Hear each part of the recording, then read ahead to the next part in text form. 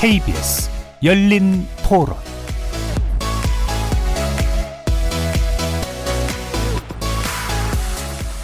안녕하십니까? KBS 열린 토론 정준희입니다.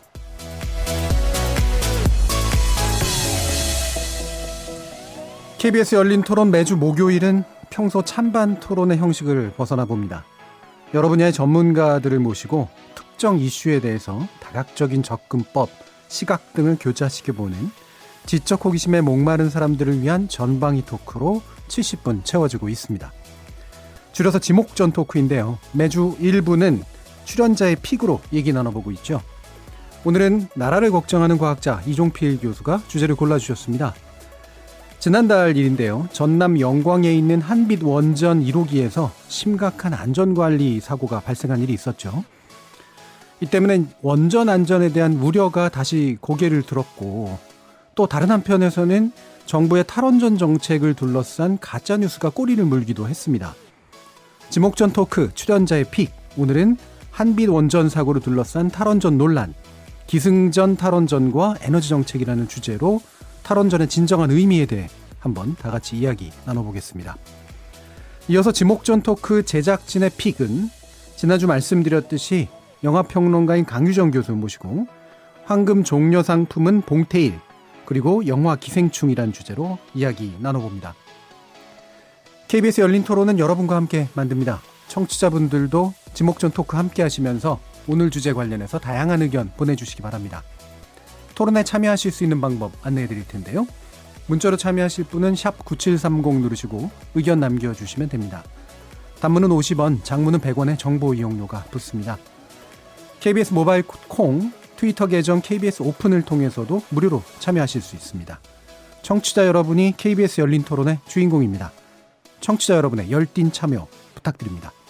KBS 열린 토론 지금부터 출발하겠습니다. 살아있습니다. 토론이 살아있습니다. 살아있는 토론, KBS 열린 토론. 토론은 라디오가 진짜입니다. 진짜 토론, KBS 열린 토론. 오늘 함께 해주실 분들 소개하겠습니다. 두 분은 우리 고정 패널이시죠. 경제는 좌도우도 없다. 참 좋은 경제연구소 이인철 소장님 나오셨습니다. 네, 안녕하세요. 이인철입니다. 자, 그리고 나라를 걱정하는 과학자 이종필 건국대 교수 나오셨습니다. 안녕하세요. 이종필입니다. 그리고 오늘은 주제가 주제니만큼 특별히 이분을 모셨습니다. 영화평론가이신 강유정 강남대 교수 자리하셨습니다. 안녕하세요. 강유정입니다. 이태광 교수님의 어떤 자리이기도 한데요. 오늘은 더 좋은 말씀 기대하고 있습니다. 또 한 분의 특별 게스트이신데요. 책도 많이 쓰시고 영화 음악까지 소문이 자자하신 분입니다. 양지열 변호사 함께했습니다. 예, 안녕하세요. 양지열입니다. 자, 이렇게 오늘 공휴일인데도 불구하고 지목전 토크를 위해 시간 내주셔서 네 분 모두 진심으로 감사드립니다. 경제 전문가, 물리학자, 법률 전문가, 그리고 영화평론가까지 지적 호기심에 목마른 사람들을 위한 전방위 토크. 오늘은 또 어떤 다양한 의견들을 나누게 될지 기대가 됩니다.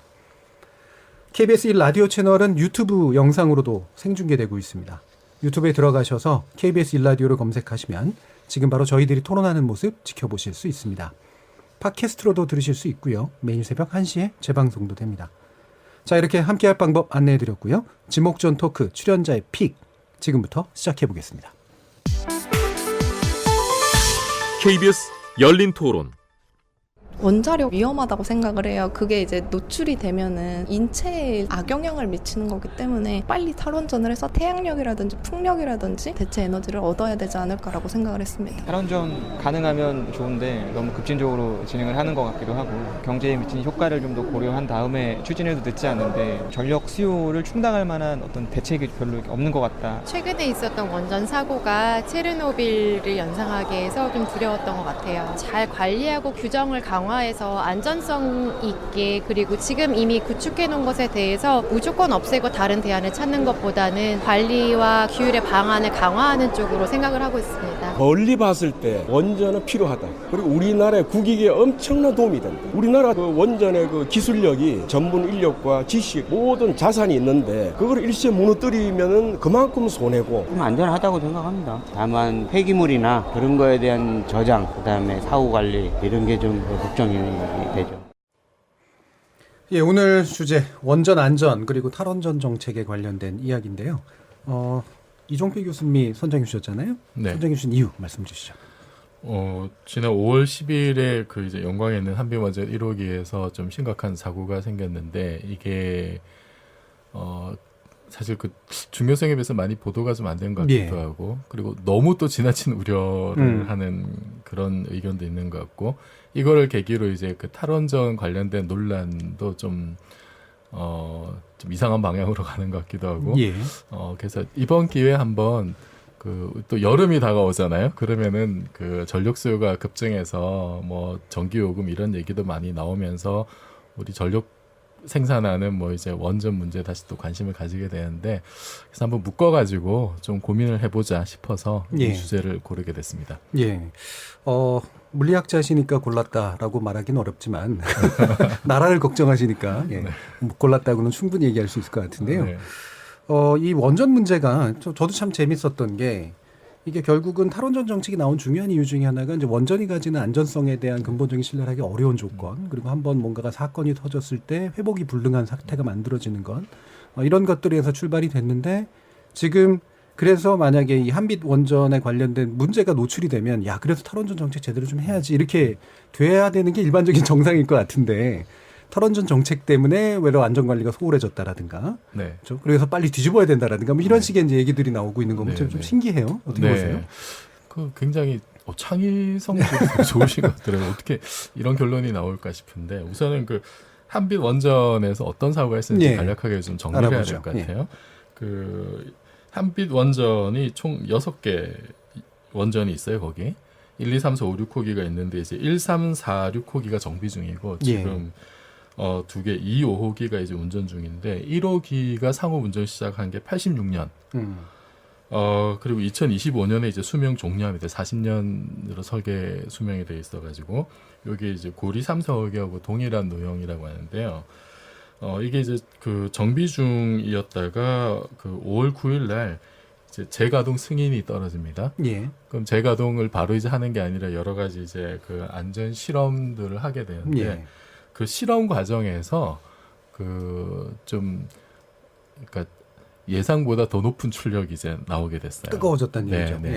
이게 이제 기준이 된 게 이제 5% 이상 넘으면 이제 그 안 되는데 5%를 넘어서 이제 18%까지 그러면 거의 이제 3배 이상 4배 가까이 이제 출력이 좀 폭증하는 그런 현상이 있어서 보조 급수 펌프가 이제 가동이 되고 이제 요 급수 펌프가 가동이 되면은 좀 심각한 상황이라고 해요. 뭐 원자력 안전위원회에 보고돼야 되고 이제 그런 상황까지 가서 요게 이제 10시 31분 경에 있었던 일인데 즉시 이제 이거를 막기 위해서 제어봉을 이제 삽입을 합니다. 제어봉은 원전의 출력을 이제 조절하는 장치죠. 이게 이제 중성자를 많이 흡수해서 그 반응을 이제 핵 반응을 떨어뜨리는 어떤 반응을 약간 늦추는. 그래서 출력이 한 1분 안에 이제 1% 이하로 감소가 됐고, 그리고 이제 11시 2분부터는 출력이 0%대로 이제 유지가 됐는데. 이게 그 원전이 수동 정지가 된 거는 그 밤 10시가 넘었었어요. 그러니까 거의 12시간이 지나서 이제 이게 정지가 돼가지고 그래서 여러 가지 지금 이제 논란들이 있습니다. 원칙적으로는 수동 정지가 먼저 돼야 되는. 이게 지금 5%를 넘어가면은 원자력 안전법에 따라서 즉시 가동 중지를 해야 되는 상황이었습니다. 근데 이게 지금 한 12시간 정도 이제 지체가 된 거죠. 그러면 이게 이제 어떤 요 사태를 통해서 어떤 위험이 이제 노출됐다라고 좀 볼 수 있을까요? 이게 이 비슷한 상황이 이제 체르노빌 옛날에 있었던 86년에 있었던. 그렇죠. 체르노빌 하면 다들 아시죠. 체르노빌도 비슷한 점이 있고 다른 점이 있어요. 비슷한 점은 뭐냐면은 이것도 이제 그 원전의 여러 가지 이제 실험을 하다가 이게 뭐 전력이 중단됐을 때 뭐 어떻게 이제 그 유지를 하느냐 뭐 이런 실험을 하다가 출력이 폭증해서 사고가 난 거. 그러니까 출력 폭증까지는 이제 그 사실 좀 비슷한 일입니다. 그런데 체르노빌은 뭐 옛날 거고 그리고 이 그 원자로형이 좀 달라서요. 예. 이제 체르노빌 같은 경우는 이게 그 출력이 폭증해서 그 노심한 이제 온도가 올라가면은 그게 반응을 오히려 좀 더 격화시키는 예. 양의 피드백 폭증시켜버리는. 네, 오히려 이제 그런 거였고 지금 우리나라 한빛 그 1호기 같은 경우는 온도가 올라가면은 오히려 그 반응을 억제하는 음의 피드백이 이제 적용되는 노심이긴 해요. 그래서 뭐 체르노빌과 지금 이제 보이는 현상은 같은데 그 설계상의 그런 차이점 때문에 이렇게 체르노빌 같은 그 폭주 현상이 쉽게 일어나진 않는. 네. 그래서 이게 바로 뭐 체르노빌까지 가는 거냐라고 하는 데 있어서는 뭐 그렇게까지 보는 거는 조금 과할 수도 있다.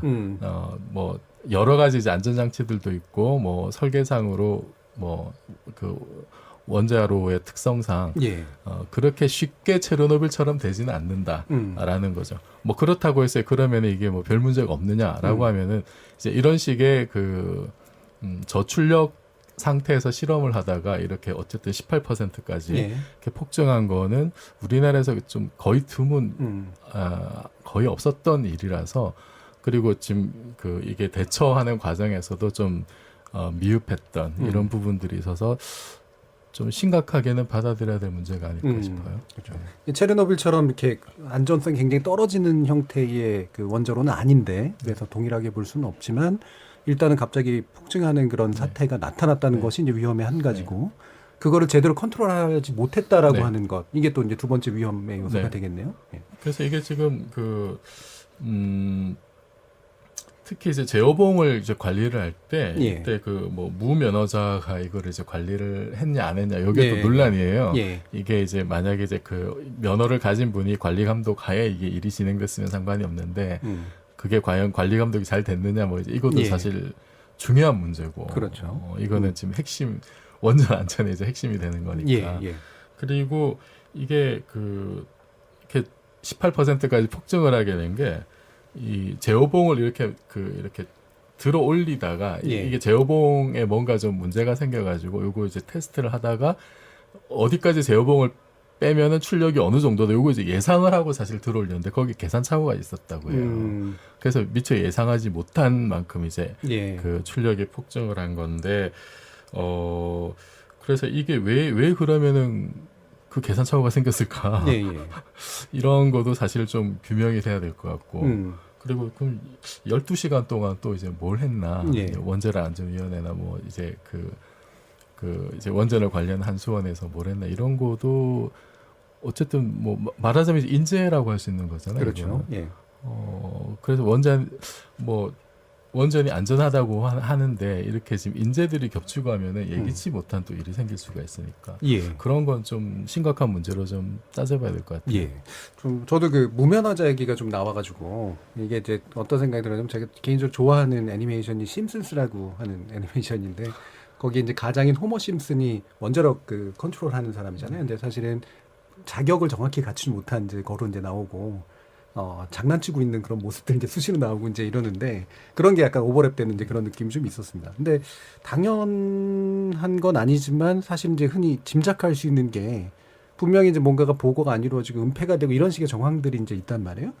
지금 이인철 소장님이 이 부분에 좀 이렇게 들으셨는지 모르겠는데 이 한수원이 사고를 은폐했다는 정황 같은 게 좀 있다고 하던데 어떤가요? 이게 워낙 이제 민감한 사안이기도 하고 이게 사실 언론에 노출되면 그 파장이 만만치 않으니까 정말 사고를 낸 당사자의 경우에는 당연히 이게 이제 보도도 안 되고 인근 주민들이 이제 불안감을 조성할 수 있으니까 좀 차단하려는 그런 생각은 충분히 가질 수가 있는데 근데 원전의 성격상 이게 앞서 지적하셨던 것처럼 예를 들어서 후쿠시마 원전의 경우에는 뭐 지진이나 자연재해에 의한 거였다면 이 체르노빌처럼 정말로 시험 가동 중에 마지막 이제 가동을 위한 준비 과정 중에서 일어나는 거기 때문에 두 가지 정도 이제 의문이 앞서 지적해 주셨던 것처럼 과연 매뉴얼은 정말 잘 지켰느냐? 왜 이제 수동으로 바로 정지하지 않고 이제 12시간이나 또 지연했느냐 이런 부분, 그리고 또 하나는 정말 이 제어봉 조절을 전문가가 했느냐 이런 부분에 대해서는 이제 한수원은 이 출력이 자동으로 25%가 넘어가게 되면 기준치 5%의 5배가 넘어가면 자동으로 수동 정지가 돼 있다. 이런 해명만 했지 구체적인 내용을 발표를 안 한 거예요. 예. 근데 한수원의 이력을 좀 따져보니 그 이전에도 2012년에도 비슷한 일이 있었다는 겁니다. 예. 그러니까 지금 이런 앞서 이제 이 한빛 원전 1호기가 1986년이니까 지금 거의 33년이 넘었잖아요. 예. 이 사람도 30년이 넘으면 당연히 잦은 고장이 생길 수 있는데 이런 잦은 고장이 있을 때마다 쉬쉬하고 넘어갔던 예. 이 것들 때문에 이게 또 이제 책임 소재도 있고 또 안전관리 문제도 있고 무자격자 문제도 있고 예. 이러다 보니까 쉬쉬하고 좀 책임을 회피하기 위해서 좀 사건 정황을 좀 은폐하려고 했던 게 아니냐라는 의혹이 나오고 있는 겁니다. 예. 이게 뭐 원전이라고 하는 게 결국은 이제 전문가들의 영역이긴 하니까 그게 뭐 모든 것들이 대중들에게 정보가 공개될 필요는 없지만 제도적으로 컨트롤이 좀 필요한 영역도 분명히 있는 것 같고. 근데 사실은 아까 그 정비하는 원전들이 좀 있다라고 한 얘기 나온 것도 제가 기억하기로는 이른바 원전 마피아라고 이제 부르잖아요. 되게 폐쇄적인 어떤 인적 네트워크가 있고 거기에 설비를 납품하거나 이런 과정에서 굉장히 많은 불량들이 있었는데도 이제 겉으로 드러나지 않았던 것을 이제 교정하는 노력이었었는데 이거를 지금 해결하는 방식을 보면 여전히 이제 은폐주의, 그러니까 투명하지 않은 그런 것들이 이제 보인단 말이에요. 이 비슷한 사태들이 또 꽤 있지 않아요? 이석필 교수님? 지금 이제 문제가 됐던 한빛 1호기 같은 경우에는 최근에 이제 검사했을 때 이건 이제 뉴스에도 나왔던 것 같은데 그 경락 건물 둘러싼 방호 철판에 이제 부식이 발견된 게 100곳이 넘고, 예. 뭐 그다음에 이제 두께가 얇은 게 또 굉장히 많이 발견됐고 방호 콘크리트 안에 이제 공극 빈 공간 예. 이것도 뭐 한 14곳, 그러니까 곳곳에 좀 문제들이 많이 이런 게 많이 발견이 돼가지고 이게 그 뉴스에 이제 보도되기도 했었고요. 그리고 올해만 보더라도 올해 1월하고 3월 달에 지금 이 한빛 1호기가 또 몇 가지 이제 좀 그 한두 가지 좀 문제들이 또 있었어요. 예. 그리고 이게 아까 말씀하셨지만 이게 연한도 좀 됐고, 그리고 이게 이제 들어갈 때 이제 자재나 이런 것들 뭔가 비리가 있는 거 아니냐 지금 이제 이런 의혹들도 사실 좀 나오고 있는 거죠. 예. 그리고 지금 올해만 하더라도 지금 한빛 1호기 말고 전체 우리가 지금 운용하고 있는 게 그 23개 중에 18개가 지금 가동 중인데요.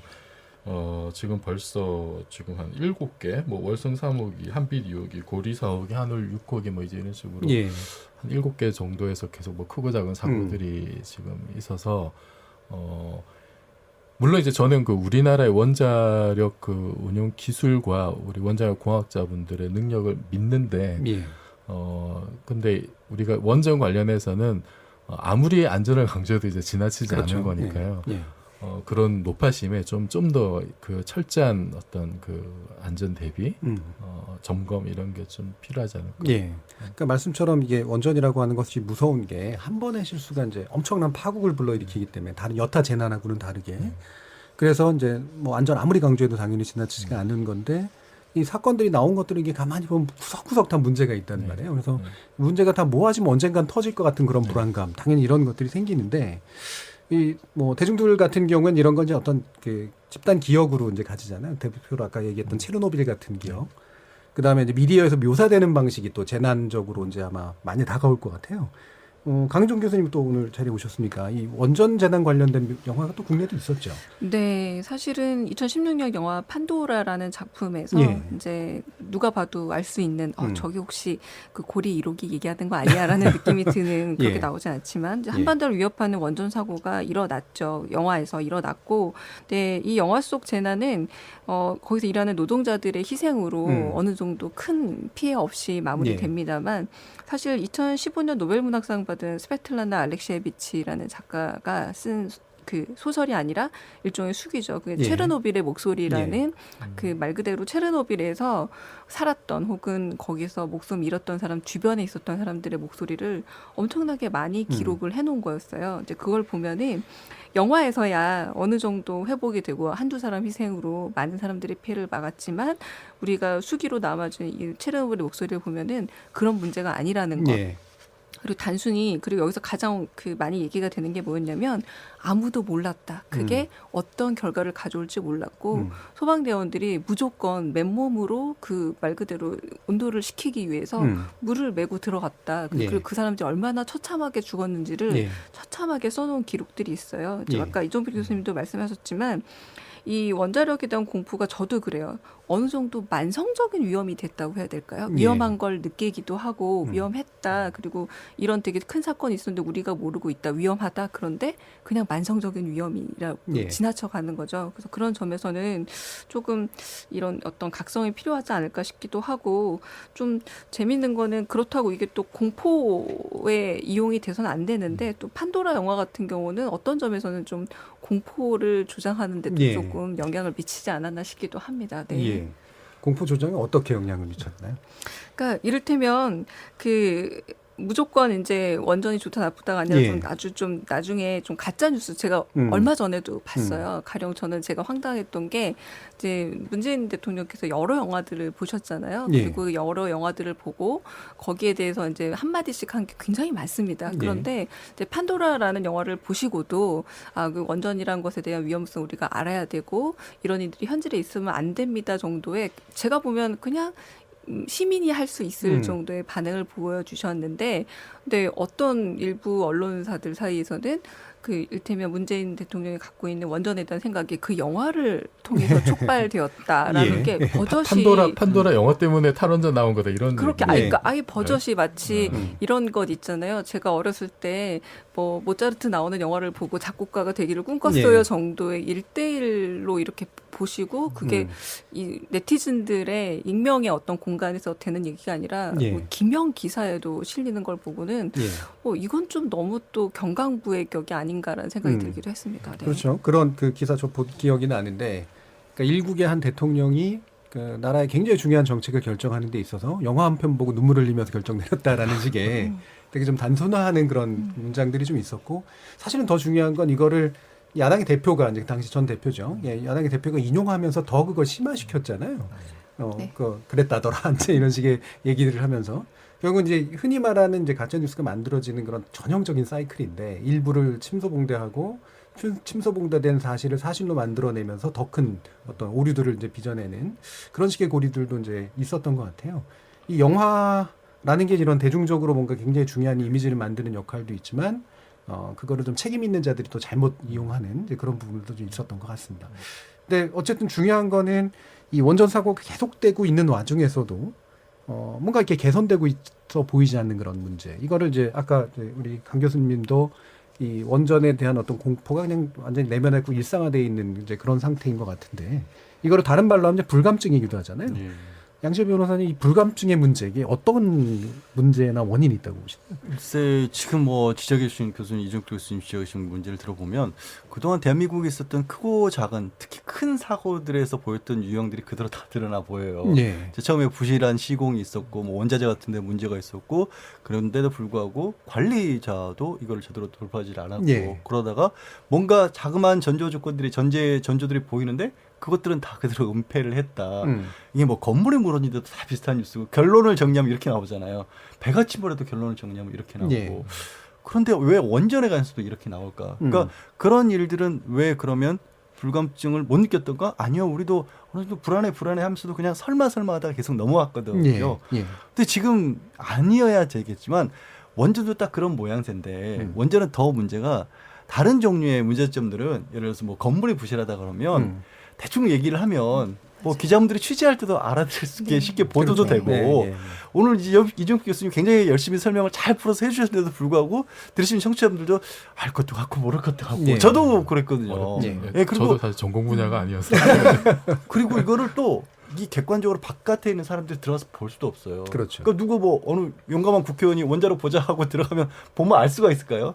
이게 이런 여러 가지가 원자로에는 겹쳐서 있다 보니까 그게 더 그 불안감을 증폭시키면서도 또 한편으로는 다른 쪽의 전문가들이랑 하는 분들이 예를 들어서 원전 찬성하는 분들이 아니야 그거 당신들 가짜뉴스에 오히려 속고 있는 거야. 그러니까 조금 전에 이제 문재인 대통령이라도 얘기를 하셨지만 영화 한 편 보고 그런 거야. 잘못 생각한 거야.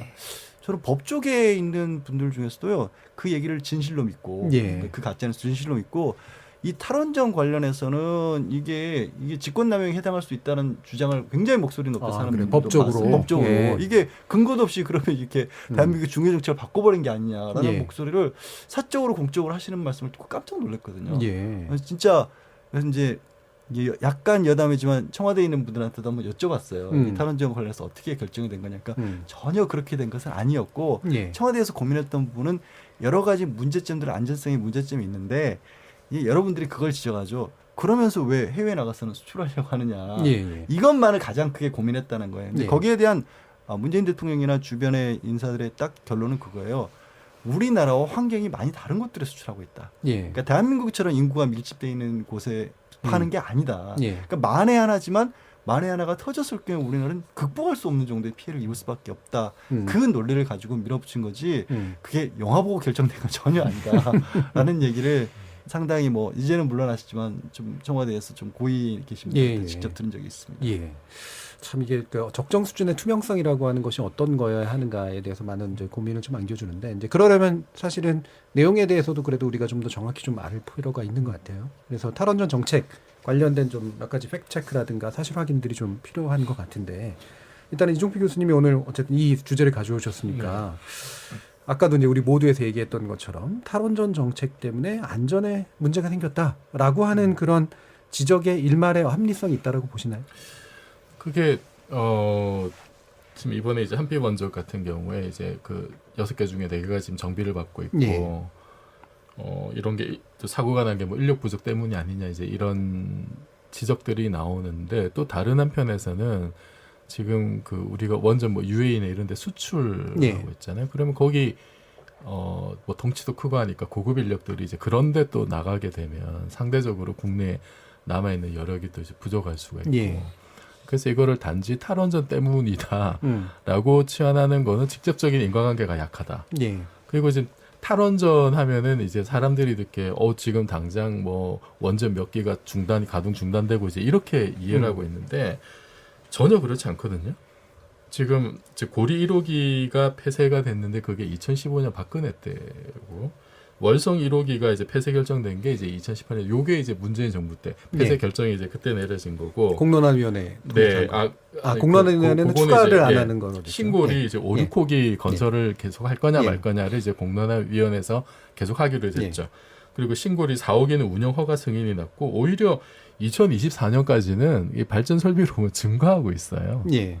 전체 양. 네, 증가하고 있고 지금 이제 전체 문재인 정부에서 얘기했던 탈원전의 시나리오에 따르면은 이게 뭐 한 60년 이상 걸려서 이게 지금 점차적으로 이렇게 노후화된 거는 뭐 고리나 월성 1호기처럼 이제 폐쇄하는 식으로 가자는 건데 이거를 마치 지금 당장 원전 몇 개가 이렇게 멈춰 있는 것처럼 그래서 뭔가 문제가 생기는 것처럼 다른 거와 인과관계 연결시키는 거는 잘못된 거죠. 지금 원전 잘 돌아가고 있어요. 오히려 이제 그 아까 말씀드렸듯이 여러 가지 이제 잦은 사고, 뭐 정비 이런 것 때문에 가동률이 좀 굉장히 50%대 떨어졌다가 최근에 70%대로 회복하고 있거든요. 그러니까 이 가동률이 떨어진 것도 이제 탈원전 때문에 가동률이 떨어졌다라는 얘기를 많이 하는데 탈원전 뭐 이런 거죠. 이제 원전의 안전성에 대한 그 좀 관심 이런 게 주의도 이런 게 높아지니까 좀 더 한 번 더 이렇게 점검을 하고 뭐 그럴 수는 있겠죠. 그죠? 근데 그거는 사실 좋은 거잖아요.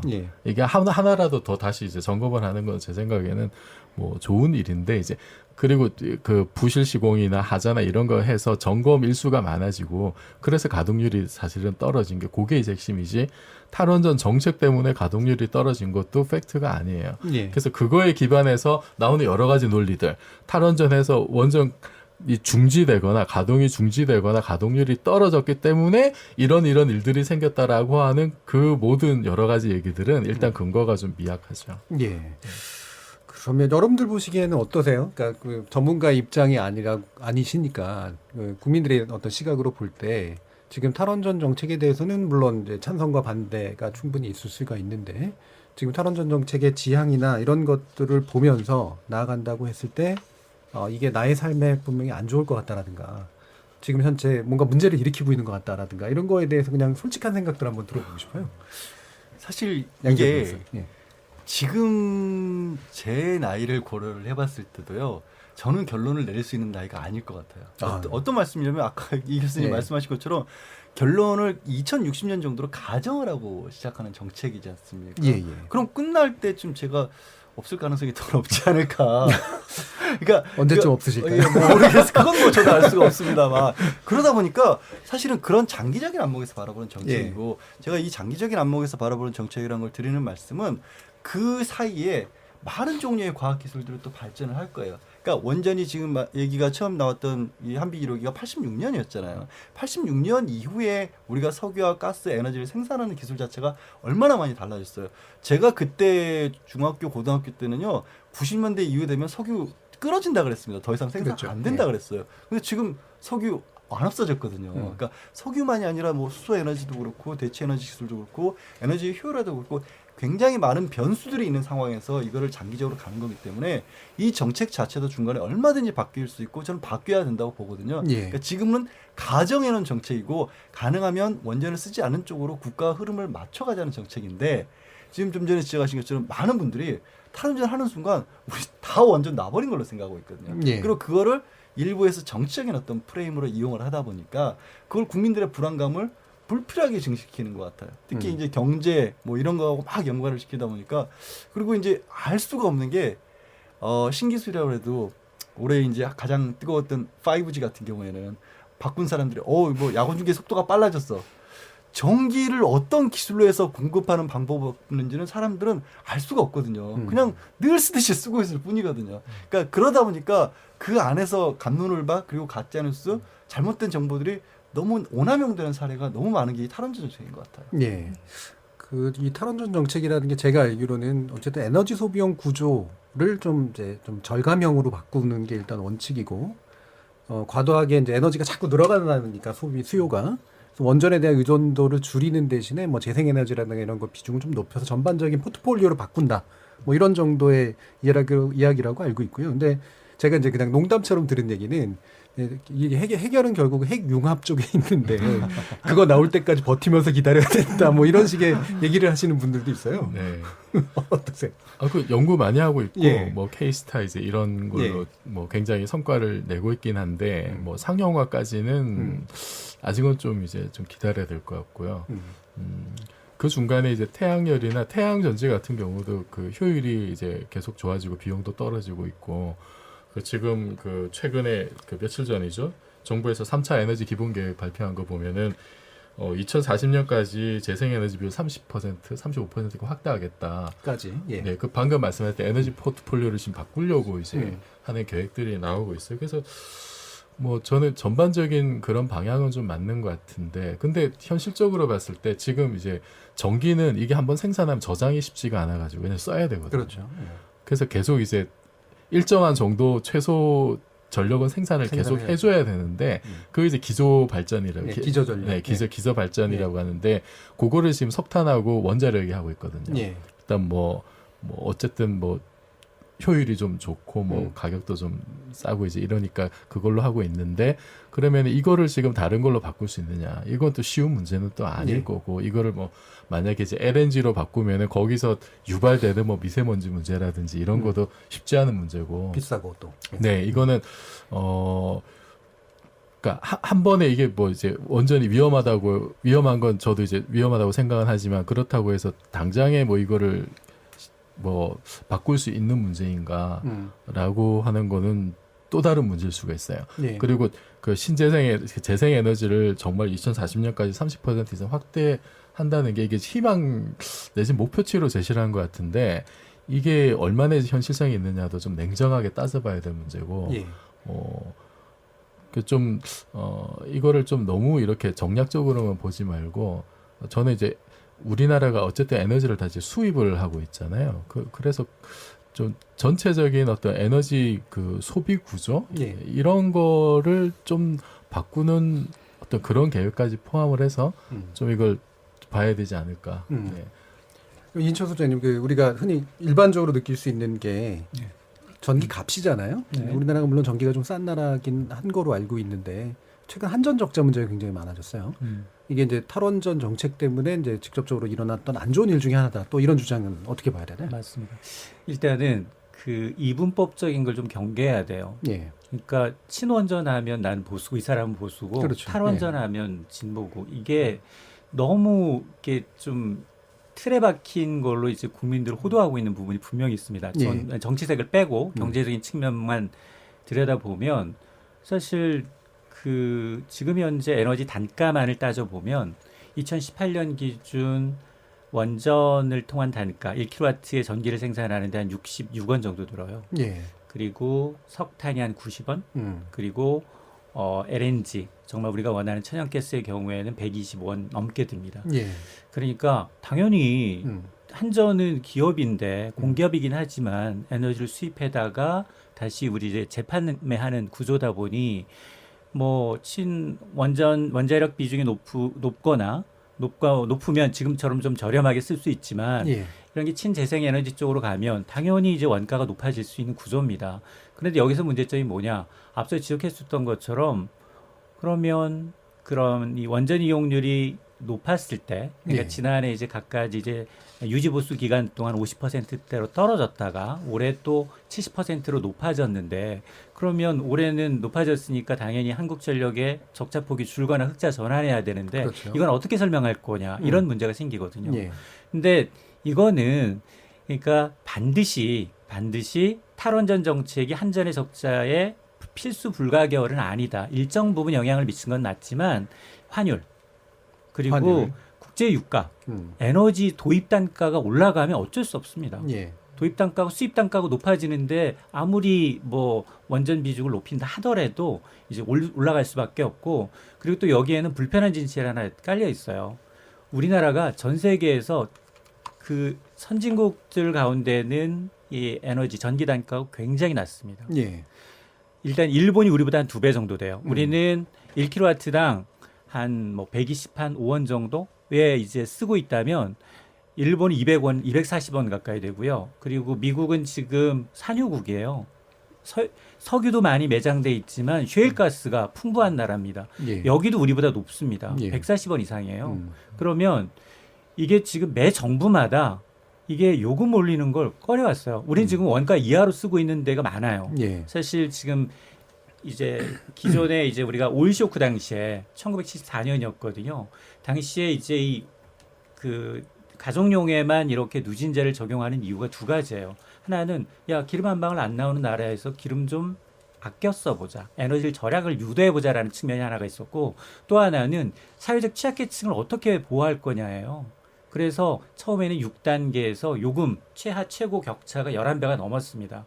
그런 불만이 많이 제기됐죠. 74년 하면 당시 아마 양재열 변호사처럼 잘 사는 집 아니면 TV도 없었을걸요? 갑자기 난데없이.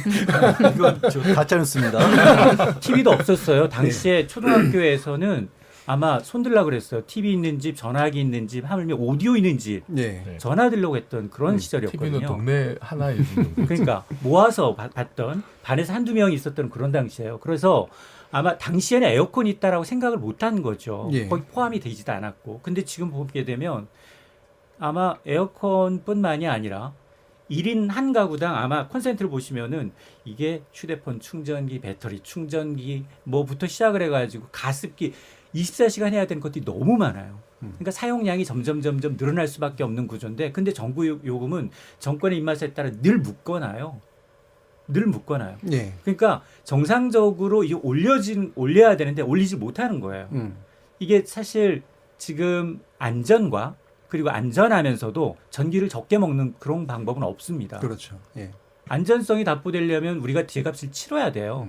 그러니까 제값 내고 써야 되는 소비 문화를 유도해야 되는데 전혀 그 부분에 대한 제시는 없이 일단은 탈원전하면 무조건 전기요금이 오르기 때문에 안 된다로 몰고 가고, 한쪽에서는 또 한쪽에서는 지금 이게 지금 이 후쿠시마 원전에서 받듯이 이거는 회복 불능한, 정말 한 번 사고 나면 돌이킬 수 없는 굉장히 치명적인데 우리는 아직까지도 거기서 나온 수산물을 먹기를 꺼리는데 이것 때문에 계속 이제 한쪽은 너무 과장돼서 포장하다 보니까 나타나는 문제다. 그래서 이 소비자도 마찬가지. 소비자들 준비가 돼 있거든요. 이제 어느 정도 알고 있기 때문에 우리가 왜냐하면 외국에 나가 보면 아 우리나라가 굉장히 좋은 나라구나.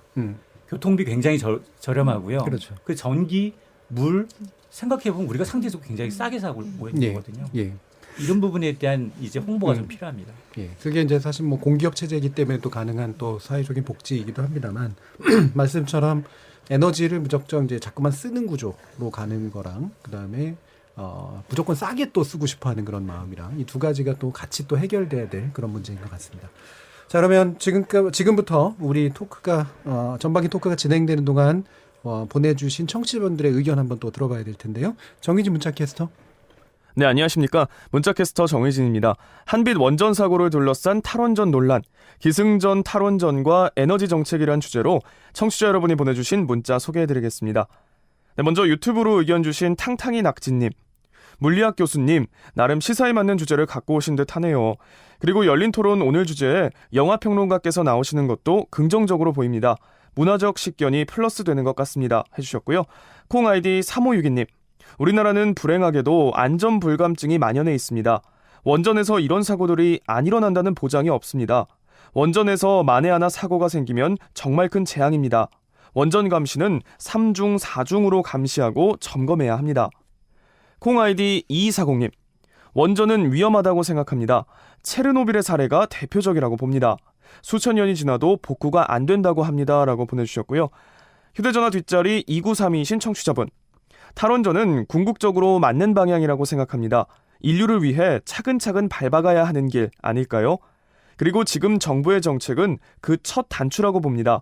정책을 반대할 수 있지만 더 나은 방향으로 가기 위한 비판이 필요하지. 반대를 위한 궤변은 늘어놓지 말아주세요. 콩 아이디 8505님. 새만금 지역에 태양광 시설을 설치하는 것으로 알고 있는데 태풍에 취약한 것으로 압니다. 일례로 초속 60m 이상의 태풍이 올 경우 막대한 피해가 예상됩니다. 탈원전 정책은 재고해야 합니다. 천연자원은 유한하여 고갈을 우려해야 합니다. 원전 강국이 선진국입니다. 네, 마지막 콩 아이디 9555님.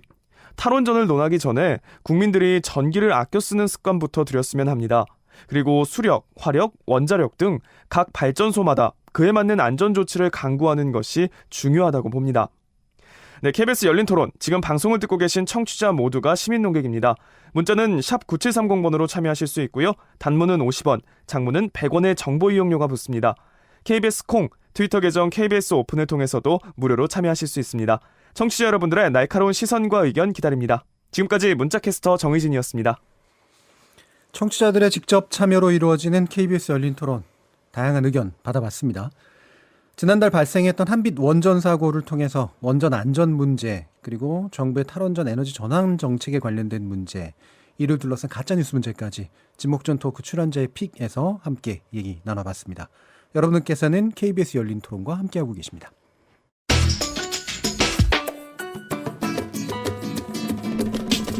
묻는다, 듣는다, 통한다. KBS 열린 토론. 듣고 계신 청취자 여러분 감사드립니다. 들으면서 답답한 부분은 없으신가요? 궁금한 점은요? 그렇다면 함께 토론에 참여하시죠. 유료 문자 샵 9730을 이용하시면 됩니다. 단문은 50원, 장문은 100원의 정보 이용료가 있습니다. 스마트폰 어플리케이션 KBS 모바일 콩을 통해서도 무료로 참여하실 수 있습니다. KBS 열린 토론은 언제나 열려 있습니다. 듣고 계신 KBS 열린 토론은 매일 밤 1시에 재방송됩니다. 봉준호 감독이 만든 괴물이나 살인의 추억 봤죠. 새로운 시도를 하는 감독. 전날에는 사회적인 메시지가 좀 있는 것 같은데 이해하기에는 좀 약간 너무 어려운 그런 부분들이 좀 있는 것 같아요. 스토리가 탄탄하고 유머도 있고 마지막에 여운을 주는 그런. 네, 기생충 보러 왔어요. 작품성 있고 재밌게 잘 만든다 생각해요. 그 옥자를 인상 깊게 봤어요. 또 봉준호 감독 실력 있는 감독이니까 메시지를 영화에 담는 그게 굉장히 세련돼 보이고 특정한 공간에서 일어나는 일들을 구조적으로 잘 표현을 하고 작은 하나하나의 그 요소들도 발견을 잘 해서 뭔가 미화시킬 수 있는 부분이 좀 많은 것 같아요. 황금종려상도 우리나라 감독으로서 처음 3대 영화제에서 받은 거니까 의미가 깊다고 생각하죠. 또 이러한 작품이 더 많이 만들어서 세계 무대에서도 우리나라 사람들이 우수한 감성을 가지고 있고 널리 알릴 수 있어서 좋은 것 같아요. 두 번째 지목전 토크 시작해 보겠습니다. 지적 호기심에 목마른 사람들을 위한 전방위 토크. 제작진이 고른 주제는 황금 종려 상품은 봉태일, 그리고 영화 기생충입니다. 참 좋은 경제연구소 이인철 소장, 물리학자이신 이종필 건국대 상어교양대 교수, 영화평론가이신 강유정 강남대 교수, 그리고 양지열 변호사 네 분과 함께하고 있습니다. 자, 기생충에 관련된 이야기 지난번에 이제 잠깐 짧게 이제 얘기 좀 나눴고요. 오늘 좀 더 이제 길게 얘기를 나누려고 하는데 네 분 모두 기생충을 보신 거로 알고 있습니다. 예, 영화 보시는 느낌이 어땠는지 뭐 별점으로 얘기해 주셨고요. 짧게 한번 부탁드릴게요. 이인철 소장님 어떻게 보셨나요? 저는 별 4개로 가름하겠습니다. 몇 개 만점입니까? 5개 만점. 자, 그럼 이종필 교수님.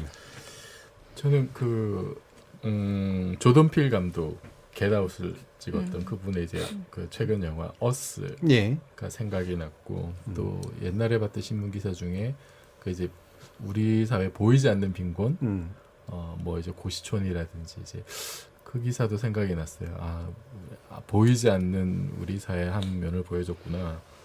그리고 이게 영화 장면 중에 이제 빗물이 밑으로 내려가면서 하염없이 가족들이 이렇게 아래로 내려가는데 아무리 내려가도 나오지 않는 집. 그게 참 인상적이었고 저도 옛날에 학창 시절에 이제 반지하방에 살아봐서 그 옛날 추억도 생각이 나고 그랬습니다. 개인적인 기억이 상당히 강렬하게. 양지열 변호사님은 개인적인 기억은 가난하지 않으셨나요? 이게 이상한데요? 이게 이런 거예요. 그러니까 뭐냐면 조금 전에 저를 이렇게 하필 인철 소장님이 저를 이렇게 일부에서 저를 굳이 이렇게 낙인을 찍는 바람에 제가 약간 좀 찍혔잖아요. 근데 이 봉준호 감독 이번에 기생충 영화는 저는 지독한 변비다라고 한마디로 좀 변비. 그러니까 뭔가 감독이 많이 떼매겼는데 이게 소화도 안 되고 밖으로 나가질 않아요. 그러니까 모든 영화가 카타르시스가 있어야 되고 끝에 가서 좀 풀어줘야 되거든요. 그러니까 제가 이제 여기서 찍혔다고 말씀드렸듯이 영화 보고 나면 저놈이 나쁜 놈이야. 그래서 그놈이 뭐 죽거나 다치거나 해서 속이 확 풀리거나 아니면 그놈이 나쁜 놈인데 걔는 살고 이 선량한 사람이 다쳐서 굉장히 슬퍼지거나 이런 게 있어야 되는데 이게 없어요. 뭔가 많이 들어왔는데 그 결론을 내지를 않고 끝내버려서 아직까지 저는 변비에 걸린 느낌입니다. 아직까지도 뭔가가 밖으로 안 나오셨나 봅니다. 자, 그러면 강유정 교수님 영화적으로 보실 때 어떻게 평가하시나요? 뭐 일단 상당히 불편한 영화죠. 이거 보고 만약 파나셨다면 감수성 구조에 감성 구조에 문제가 있으신 분이라고 말씀드리고 저 혼자만인 싶습니다. 줄 알았어요. 네, 당연히 불편하고 어떤 분은 하루를 다 멍하게 보냈다라는 분도 있고 밤에 잠이 안 오더라. 맞는 말이라고 생각이 들고요. 저도 이제 입자평을 한번 써봤는데 양극화 시대를 찌르는 봉준호 칼의 끝이라고 썼어요. 칼의 끝. 그러니까 뭔가 굉장히 찔리는 느낌이 들거든요. 그러니까 왜 잠이 안 오냐면 사실 저도 다 느끼셨겠지만 그렇다고 제가 송강호 씨네 가족하고 완전 똑같은 삶은 지금 아니에요. 과거 반지하방 사셨을지 모르지만 지금은 아니실 테고 그렇다고 우리가 엄청나게 이성균 씨 집처럼 엄청 대궐 같은 집에 사는 것도 아닌데 이상하게 또 이성균 씨 하는 말에 어떤 점에서는 또 동의가 또 되거든요. 그렇죠. 그러면서 또 송강호 씨 하는 말에 그러면은 거기에 완전 동의하지 않은 게 아니라 굉장히 같은 깊은 공감이 또 느껴져요. 그러니까 중간에 어정쩡하게 이쪽에도 동의하지만 그럼 나는 어느 쪽에 있는가 이 생각이 좀 변비에 들리게 하는 기분이고 이게 사실은 저는 좀 노린 바가 아닌가 봉준호 감독이 모든 사람을 좀 불편하게 만든 영화. 저는 이 불편한 영화에 이렇게 많은 관객들이 들어간다는 게 좀 신기합니다.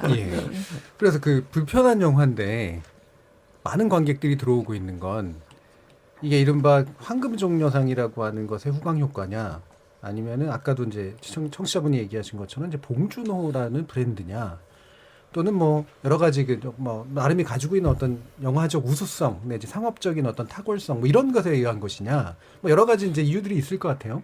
뭐 보신 분들이니까 나한테는 이게 꽂히더라 뭐 이런 얘기를 하실 거 있으시면 한번 들어보고 싶네요. 저는 이정필 교수님. 예, 그 얼마 전에 그 이제 음악 평론가신 인진모 선생님 그 모셔서 강연 들은 적이 있었는데 그분이 그 우리 사회에 이제 좀 그 저소득층 이분들하고 이제 얘기할 기회가 있었대요.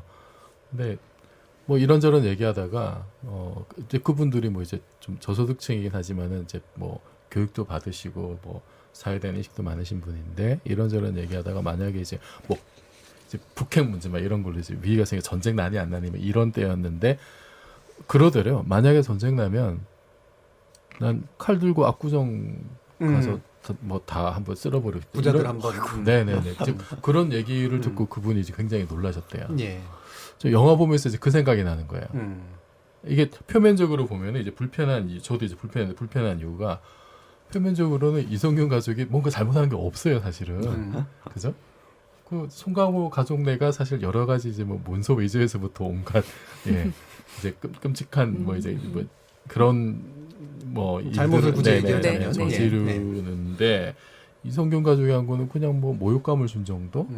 그러니까 근데 이제 그게 포인트인 거죠. 그 유명한 대사 있잖아요. 넌 나에게 모욕감을 줬어. 예.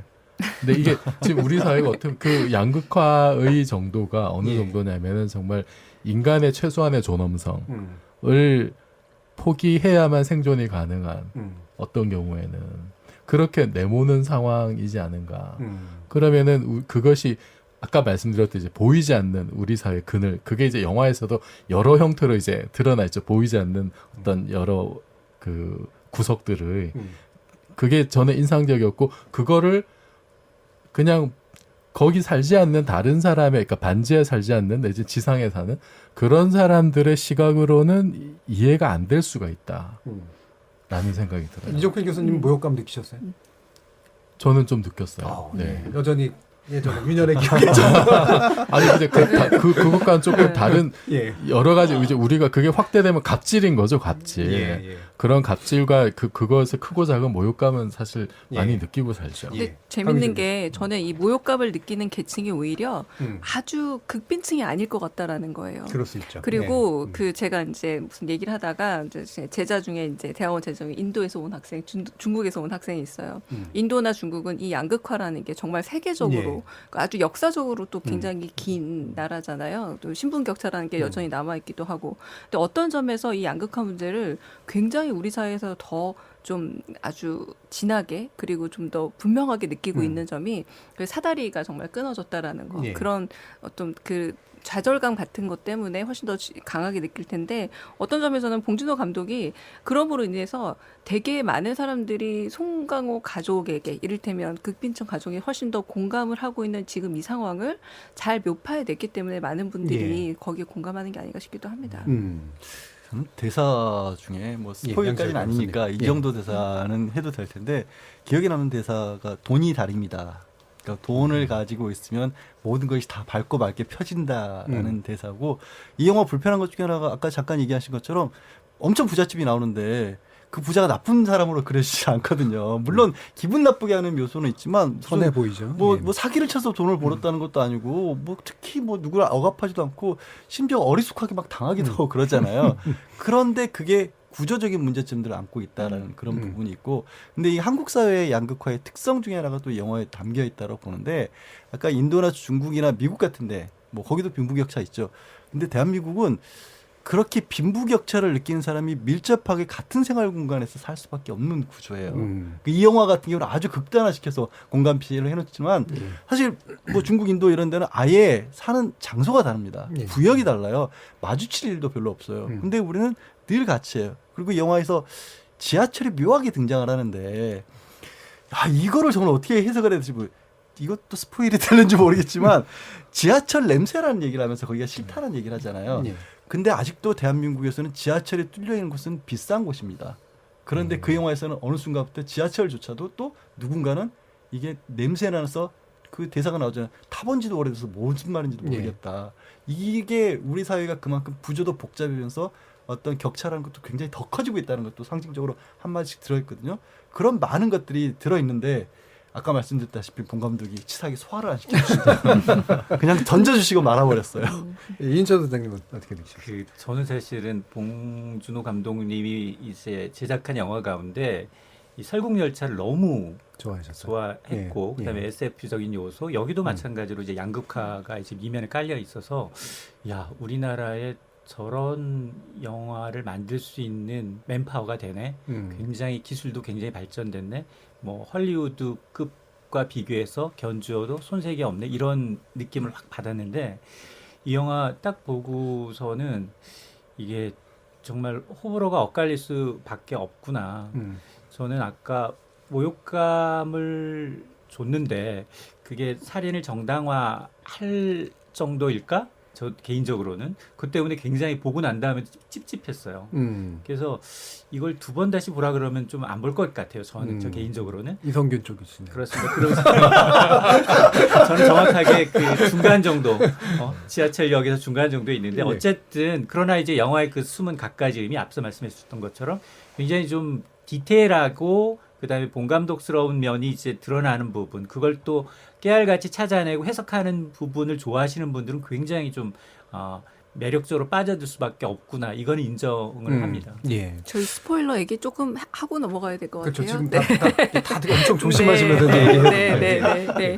스포일러 어쩔 수 없이 조금씩 나올 수밖에 없는데 일단 들으시는 청취자분들한테 약간의 방해가 될 수 있다라는 말씀 먼저 좀 드리고 싶고. 스포주의입니다. 네, 스포주의이고요.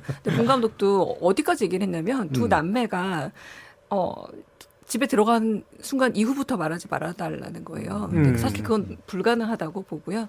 네, 그럼에도 불구하고 아마 그 뒤에 스포일러를 조심해 달라는 건 너무 또 우리가 스포일러에 좀 익숙해진 부분도 있고요. 아까 지하철 얘기는 SNS에서 가장 많이 활용되는 대사 중에 지금 그 대사예요. 지하철 냄새라는 거. 그래서 많은 분들이 뭐라고 해시태그를 좀 달아놓냐면 늦은 밤 1호선에서 났던 그 냄새 나도 알고 있지. 이렇게들 많이 써놓고 계시는 건데 이 정도는 1호선이라고 찍어도 사실은 되죠. 네, 스포일러는 해도 되지 않을까 싶습니다. 아니 저는 그 옛날에 살았던 반지하 그 대학교 5학년 때인가 같이 살았던 반지하 집이 있는데 저지대였어요. 그러면 여름에 정말 이게 그 장마철에는 그 이상한 냄새가 있어요. 저는 그 기억이 있어서 그 영화에 많이 좀 몰입이 됐었거든요. 근데 이게 조금 확대를 해보면 그 제가 이제 며칠 전에 칼럼에도 그런 얘기 했었는데 이게 예를 들면은 이제 지금까지 우리 사회가 뭐 너는 빨갱이야. 이런 빨갱이 냄새가 난다고 해서 이제 또 사람들을 핍박해왔던 역사들이 있는 거죠. 빨갱이 냄새도 있었나요? 말하자면 이 영화의 표현으로 빌자면 너는 빨갱이 같이 의심스러워. 그래서 굉장히 이제 대놓고 차별하고 핍박했던 심지어는 뭐 이제 총칼로 이렇게 사람을 죽이기까지 했던 그런 슬픈 역사들이 좀 있어서 그것도 좀 오버랩이 됐고 또 하나 좀 말씀드리고 싶은 거는 그 영화에 드러나는 뭔가 묘한 좀 성적 긴장감 저는 이제 그런 게 좀 느껴지더라고요. 그래서 그 봉준호 감독이 옛날에 저기 이제 시내 20이라고 2011년에 인터뷰한 거 보면은 뭐 좁고 긴 이미지 공간 좋아한다. 그러면서 이제 그 좀 성적인 거랑 연결해서 했던 인터뷰가 있는데 그런 게 이제 좀 떠오르면서 이게 그러니까 또 송강호의 어떤 여러 가지 행위들이 이렇게 그런 아까 얘기했던 계층 간의 어떤 모욕감 여기에 더해서 그런 좀 섹슈얼리티적인 어떤 뭐 라이벌이라고 할까 뭐 그런 것이 아주 묘하게 결합된 그런 결과이지 않을까 하는 생각도 잠깐 들었어요. 알겠습니다. 그러면 이 강유주 교수님께 다시 한번 좀 여쭤야 될 것 같은데 이게 사실 봉준호 감독이 장르적 감독인데 특정 장르에 또 귀속되는 감독은 아니잖아요. 맞습니다. 네. 그래서 봉준호 장르라는 말까지 이제 요즘 또 만들 정도인데 이 장르 정화적인 관점에서 볼 때 어떤가요? 일단은 봉준호 감독은 대중적인 감각을 따라갈 줄 아는 감독이에요. 그렇죠. 아주 대표적인 사례 중 하나가 사실은 옥자 넷플릭스 플랫폼으로 영화를 만들기로 선언한 겁니다. 왜냐하면 지금이야 넷플릭스가 조금 더 보편화된 매체가 됐지만 이때만 하더라도 이렇게 어느 정도 칸네에 초청되는 감독이 넷플릭스로 영화를 만든다는 것을 다들 조금씩 한 발을 빼고 있던 상태였거든요. 근데 성큼 그쪽으로 갔죠. 왜냐하면 제 생각에는 봉준호 감독이 넷플릭스가 미래 매체에서 중요한 역할을 할 거라는 걸 짐작을 했던 것 같아요. 그러니까 이 대중적인 감각이라는 게 그러니까 장르적 감각이 결국은 현실의 흐름에 대한 감각이 봉준호 감독이 좀 있다라는 거고요. 이제 그런 감각들을 작품의 서사로는 약간 날카로운 사회 비판적 요소로 녹여내면서 한편으로는 대중 심리를 읽어서 어떻게 이걸 힘으로 응집하는지 알고 있는 감독이라는 거죠. 가령 설국열차가 SF의 외면을 띠고 있긴 하지만 거기에 민중의 봉기라던가 꼬리칸에 혁명이 없었다면 그 영화의 에너지는 동력을 잃거든요. 네, 마찬가지입니다. 살인의 추억 같은 경우에도 실제 사건이긴 했습니다만 그 안에서 80년대 사회적 배경을 전반적으로 깔지 않았으면 대중적인 흡입력을 갖지 못해요. 그러니까 봉준호 감독에게 장르적인 어떤 자기만의 개성이라는 거는 대중과 어떻게 호흡을 해야 되는지 안다라는 측면으로 볼 수 있을 듯해요. 그렇죠. 이 장르 영화라는 게 이제 공식이 워낙 있으니까 그냥 잘 만들면은 일정한 성공을 보장하는데 또 이게 제한시키잖아요. 맞아요. 그러니까 다른 사람 그거 싫어하는 사람들은 안 보게 만드는 그런 식의 한계도 있는데 이걸 묘하게 섞어버리는 나름의 그런 방식이 있죠. 그러니까 말하자면은 그 양지열 변호사님 표현을 빌자면은 변비를 예술적으로 승화시킨 아니 살인의 추억도 사실은 이게 그런 범죄 영화는 뭔가 이게 지금 결론이 나야 되잖아요. 이게 누가 범인이냐 그래서 그렇죠. 이게 현실에는 못 찾았다 하더라도 거기서는 어떻게든 영화에서는 누구 한 명을 범인으로 해서 단죄를 시켜야 되는데 그러지 않고도 굉장히 그 재미있는 아주 훌륭한 영화를 만들었단 말이에요. 이거는 정말 그 깝깝한 변비를 승화를 시킨. 장르가 섞였다기보다요. 봉준호 감독의 특징 중에 하나가 장르를 따지기 전에 사람이라고 하는 건 여러 가지 모습이 있잖아요. 그러니까 다면적인. 여기서 제가 이렇게 진지하게 앉아 있을 때랑 집에 들어가서 뭐 애랑 다툴 때랑 또 친구들이랑 술 먹을 때랑 여러 가지 모습들이 당연히 있을 수밖에 없잖아요. 근데 장르라는 걸 만들어내는 이유 중에 하나가 그런 모습들을 한꺼번에 담아내기 굉장히 어렵죠. 그렇죠. 그렇기 때문에 장르라는 걸 만들어 놓고 어떤 캐릭터라는 것도 만들어내는데 봉준호 감독의 영화들을 보면 그런 그 여러 가지 다면들이 섞인 모습들을 다 살려내면서 캐릭터를 만들어내거든요. 그게 저는 어떤 봉 감독의 장르라면 장르다. 그러니까 그게 꼭 이것들을 뭐 이런 스릴러를 섞고 심리물을 섞고 가족물을 섞었다는 게 아니라 인생이라고 하는 자체가 워낙 다 섞여 있는데 그런 것들이 자연스럽게 보이고 특히 기생충 영화 같은 경우에는 그동안에 좀 이질적인 캐릭터들 그러니까 뭐 괴물이 갑자기 등장을 하고 유전자 조작 돼지가 등장했다면 여기에는 하나도 그런 인물은 없어요. 특이한 인물 없습니다, 사실은. 그러니까 뭔가 이게 특이한 인물은 있는데 캐릭터가 그렇죠. 그러니까 괴물 같은 캐릭터. 그렇죠. 그런 그러니까 우리 주변에 있을 수도 있는 순수하게 그런 사람들이 그런 모습들을 연출해낼 수 있다는 그게 잡혔기 때문에 그래서 더 어떻게 보면 독특한 면이 오히려 나오지 않았나 싶어요. 그러니까 일상의 어떤 개연성, 사실은 다면성 이런 게 이제 그렇게 복합적으로 반영되는 면이 있는 것 같은데 그 이인철 소장님 같은 경우에는 이게 아까 계급 갈등 얘기나 양극화 문제 이런 얘기를 하셨는데 이게 그 우리 한국 사회의 어떤 부분을 하고 이게 잘 닿아 있다 이렇게 느끼시나요? 그러니까 요즘에 보면 이제 그 정신 미학이라는 이유로 혹은 아니면 보면 이제 묻지마 칼부림 같은 사건이 굉장히 많이 나오잖아요. 그게 뭐 사회적 약자를 대상으로 여성을 대상으로 노약자를 대상으로 이 빈번하게 너무 뉴스에 하루에도 이제 몇 건씩 이렇게 방송이 되는 상황에서 사실 봉준호라는 건 이제 브랜드잖아요. 이게 한국을 떠나 전 세계적으로 인정받은. 근데 이제 우리 지금 생활에서 밀착해서 굉장히 민감한 문제, 젠더 문제도 그렇고요. 이런 문제와 관련해서 이렇게 좀 저는 살인하고 그다음에 그쪽 그 15세 관람 불가 그 부분이 좀 불편했는데 그 같이 가족이랑 가서 정말 15세면 중학교 2, 3학년이거든요. 그래서 같이 보기에는 좀 그런 면이 있어서 저는 사실 이 뭐 표준 계약서를 써서 영화의 어떤 이제 스탠다드 글로벌 표준에 맞춰서 정말 했던 것도 굉장히 후하고 좋은데 이 현실적인 우리 사회의 어떤 그 문제를 여기와 연결시켜 보면 더 이걸 좀 그 제어할 수 있어야 하잖아요. 성인은. 그죠? 성인이라는 건 제가 아무리 뭐 좀 핍박을 받고 그리고 이제 타인에 대해서 무시를 받는다 하더라도 한 번쯤 이제 좀 참을 인자 3개면 살인도 면한다라는 저기가 있는데 거기서 좀 너무 좀 쉽지 않았었나? 사람을 이제 하는 게 이런 생각이 들었는데 근데 사실 설국열차도 똑같아요. 근데 설국열차는 전혀 그런 거부감이 안 들었거든요. 하층민이 가서 중간층 그리고 최상위층까지 올라가면서도 얼마나 많은 사람들이 죽습니까? 그럼에도 불구하고 그거는 정당화가 됐었고 빠져들었고 몰입했어요. 그런데 이 영화는 이건 뭐지? 내가 정말 감성이 좀 부족한 건가? 보고 나서 뭐 이런 느낌이 들어서 현재 그게 왜냐하면 지금 현재 사회에서 벌어지고 되고 있는 사건 사고와 내가 지금 굉장히 매칭해서 현실과 영화를 굉장히 좀 동일시하는 것 때문이 아니었나 저는 개인적으로 그렇게 생각하고 있습니다. 인철 소장님이 정치적으로 보수라는 얘기는 아니라 약간 보수적인 어떤 태도라는 게 있으시잖아요. 예를 들면 전혀. 아니 제가 볼 땐 있는 것 같은데 어른을 강조하신다거나 뭐. 근데 이게 뭐 낙인을 찍으려고 하는 게 아니라 근데 저는 좌도 우도 아니고 그건 연배에서 나오는 거니까요. 그러니까 그 15세 세대성. 논란이 예. 요새 갑자기 뜨거워졌더라고요. 예, 그렇죠. 15세 이제 제가 좀 찾아봤어요. 작년에 받았던 어느 가족이란 영화 만비키 가족이 15세였어요. 근데 거기는 부부의 정사 장면이 거의 노골적으로 여성의 나신까지 나오거든요. 부부니까 가족이니까 그런 장면이 필요해서 15세였는데 이건 뭐 이미 언론에서 많이 다뤄졌으니까 좀 노출을 하자면 이번에 그렇게 노골적인 장면은 없고요. 대사가 상당히 오히려 노골적입니다.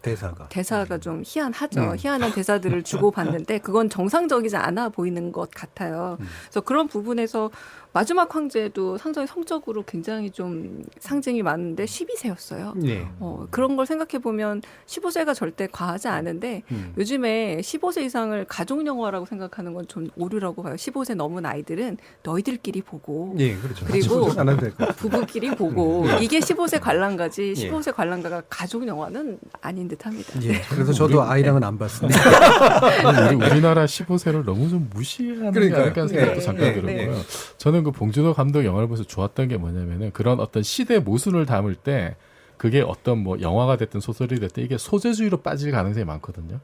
그러니까 이거를 다 뭐 양극화를 다뤘기 때문에 뭐 이런 그 뭐 유전자 변형을 다뤘기 때문에 단지 그런 요소를 다루었다는 이유만으로 다른 모든 요소들, 스토리적 요소나 캐릭터적 요소들이 완성도가 떨어지고 그 소재 하나만으로 뭔가 좀 이렇게 포장이 되는 그런 경우를 많이 봤는데 봉준호 감독의 영화는 그 시대적인 모순이 그 모티브와 백그라운드만 들어가지 그게 전체를 압도하지 않아요.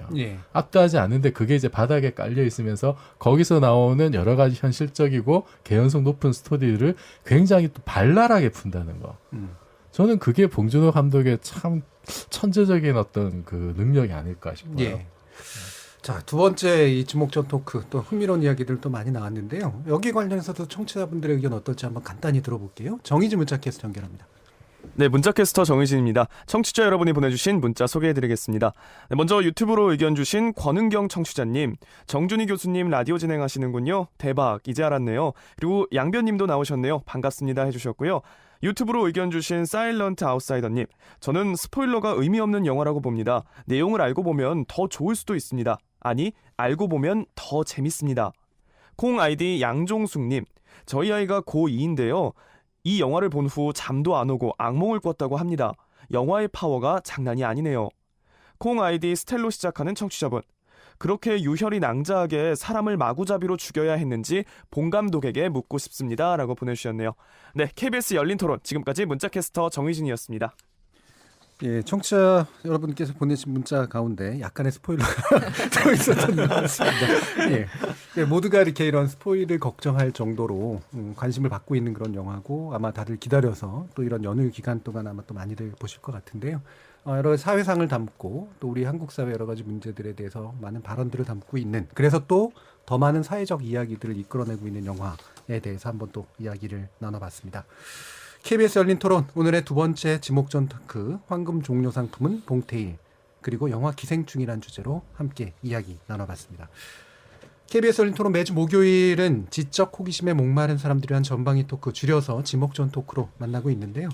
오늘도 네 분의 각기 다른 분야의 전문가와 함께 한빛 원전 사고로 둘러싼 탈원전 논란, 기승전 탈원전과 에너지 정책, 그리고 황금 종려 상품은 봉태일, 영화 기생충, 이 두 가지 주제를 가지고 다양한 의견을 나눠봤습니다. 오늘 함께해 주신 이인철 참 좋은 경제연구소장, 그리고 물리학자이신 이종필 건국대 교수, 그리고 영화에 대해서 많은 좋은 이야기 들려주신 강유정 교수님, 그리고 여러 가지 재미난 소재를 제공해 주신 양지열 변호사님, 모두 감사드립니다. 수고하셨습니다. 네, 고맙습니다. 네, 감사합니다. 참여해 주신 시민농객 청취자 여러분 모두 감사드리고요. 저는 내일 저녁 7시 20분에 다시 찾아뵙겠습니다. 지금까지 KBS 열린 토론 정준이었습니다.